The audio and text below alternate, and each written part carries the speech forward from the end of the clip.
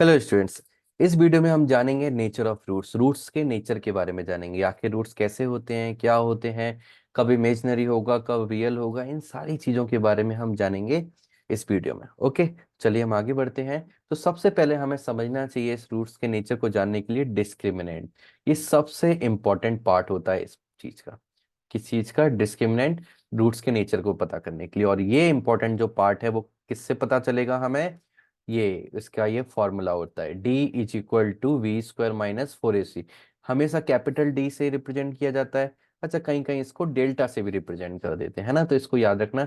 इसका नाम क्या होता है? यदि आपको नाम नहीं पता है तो इसको बोलते हैं हम डेल्टा, है ना? ग्रीक लेटर होता है ये। इसको कैपिटल D या फिर डेल्टा से रिप्रेजेंट किया जाता है। बी स्क्वायर माइनस 4AC, ये बी, ए और सी क्या है? ये वही है जो हमने स्टैंडर्ड क्वाड्रेटिक इक्वेशन में बात की थी। अब बोलोगे सर क्या हम तो भूल गए। तो आप जाके पुराना वीडियो देख सकते हो, और नहीं तो मैं यहाँ पर आपको बताता हूँ कैसे होगा।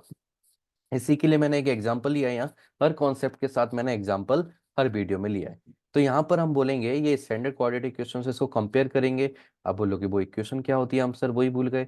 तो मैं आपको लिख के भी बता देता हूँ क्या होती है। ए एक्स स्क्वायर, एक मिनट में इसको अच्छे से लिखता हूँ यहाँ पर। A x square plus B x plus C. इससे हम कंपेयर करते हैं हमारी क्वाड्रेटिक को। इससे जैसे ही हमने कंपेयर किया तो हम देखेंगे हमारे जो ए की वैल्यू है वो क्या आएगी यहाँ पर।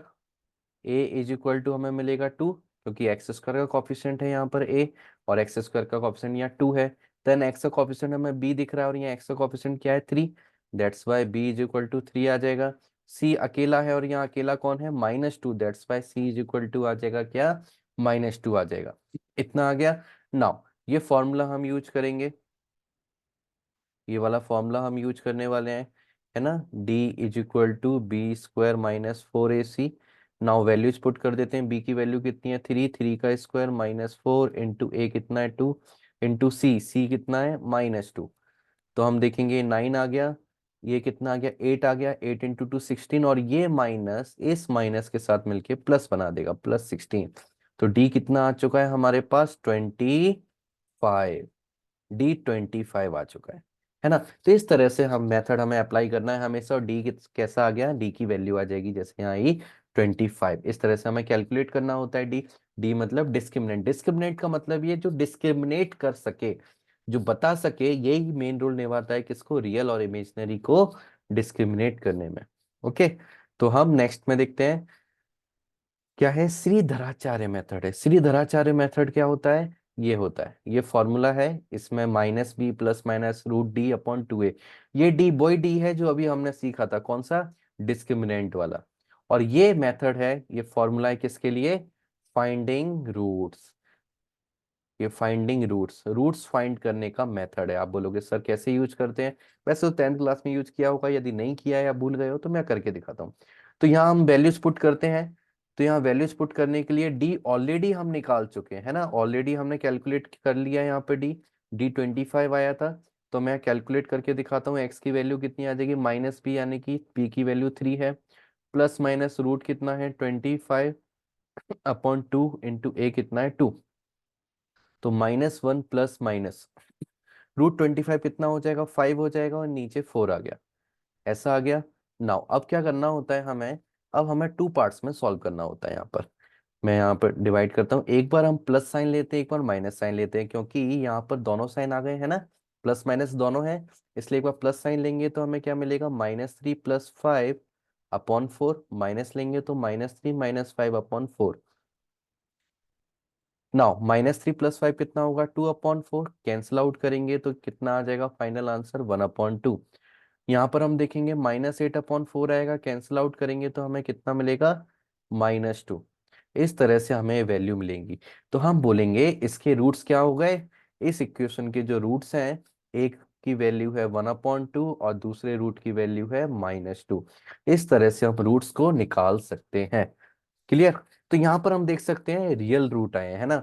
तो जब भी रूट नहीं आएंगे, ये रूट कब नहीं आएंगे? जब यहाँ पर इमेजनरी वैल्यू आ जाएगी, है ना? ये हम आगे बात करेंगे, है ना? नेक्स्ट चीज पे मैं आपको तरीका भी बताऊंगा। इतना आपको सॉल्व करने की जरूरत नहीं है। सिंपल आप डी की वैल्यू निकालोगे जैसा कि हमने यहाँ निकाला, और यहाँ से देख के ही डायरेक्ट आंसर बता सकते हो। ओके।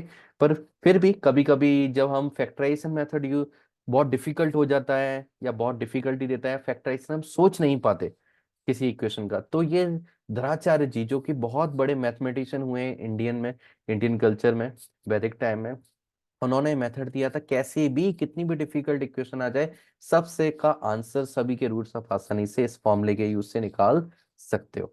ओके। तो अब यहाँ पर मैंने एक ये माइंड मैप टाइप का बनाया है, इसको आप देख सकते हो अच्छे से। यह नेचर ऑफ रूट्स, तो यहाँ नेचर ऑफ रूट्स में आप देखोगे ध्यान से, तो यहाँ आपको दिखाई देगा कि मैंने टू ब्रांच बनाई है, एक है रियल की और एक है इमेजनरी की। तो रियल में क्या होते हैं, टू पार्ट्स होते हैं। रियल में टू पार्ट्स क्या होते हैं, रूट्स कभी इक्वल आते हैं कभी डिस्टिंक्ट आते हैं। इक्वल रूट्स कब मिलेंगे हमें, जब डी की वैल्यू क्या होगी, इज इक्वल टू जीरो। यदि कभी भी किसी इक्वेशन में डिस्क्रिमिनेंट जीरो आ गया तो हम बोलेंगे उसके रूट्स कैसे होंगे, रियल भी होंगे और इक्वल भी होंगे। और यदि डी पॉजिटिव आ गया, जैसे कि अभी हमारे केस में आया था, डी कितना आया था 25, तो हमने देखा जो दोनों रूट्स थे कैसे हैं, दोनों की वैल्यू सेम नहीं है, एक 1/2 एक -2 है।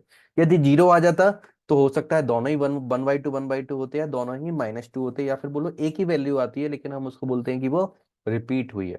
क्यों हुई है ये हम ग्राफ में हम बात करेंगे। ओके। तो रियल में ये बात हो गई। तो रियल के लिए हम फाइनल ये बोल सकते हैं, फाइनल कंडीशन क्या हो गई रियल की, कि D should be greater than equal to zero. D या तो जीरो हो या फिर जीरो से बड़ा यानी कि पॉजिटिव हो, तो इक्वल टू जीरो पर इक्वल रूट्स होंगे और ग्रेटर देन जीरो पर डिस्टिंक्ट यानी कि अलग अलग रूट्स होंगे।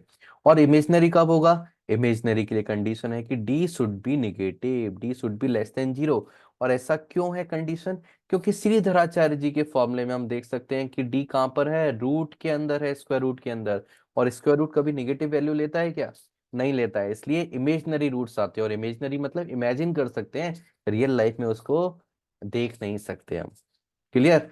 तो इस तरह से हम देख सकते हैं रूट्स कैसे निकालने हैं। रूट्स अभी आप जानो कितने तरह के होते हैं, दो तरह के होते हैं, रियल एंड इमेजनरी। इमेजनरी कैसे पता चलेगा, डिस्क्रिमिनेंट यदि निगेटिव है, लेस देन जीरो है, तो हम क्या बोल देंगे, रूट्स कैसे हैं, इमेजनरी हैं। और रियल कैसे पता चलेगा, डिस्क्रिमिनेंट यदि जीरो या जीरो से बड़ा यानी कि पॉजिटिव है, इसका मतलब रूट्स रियल होंगे।